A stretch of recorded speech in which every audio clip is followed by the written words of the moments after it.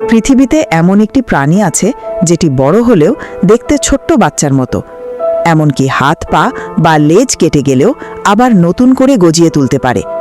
হ্যাঁ, বলছি সেই রহস্যময় প্রাণী অ্যাক্সোলটলের কথা।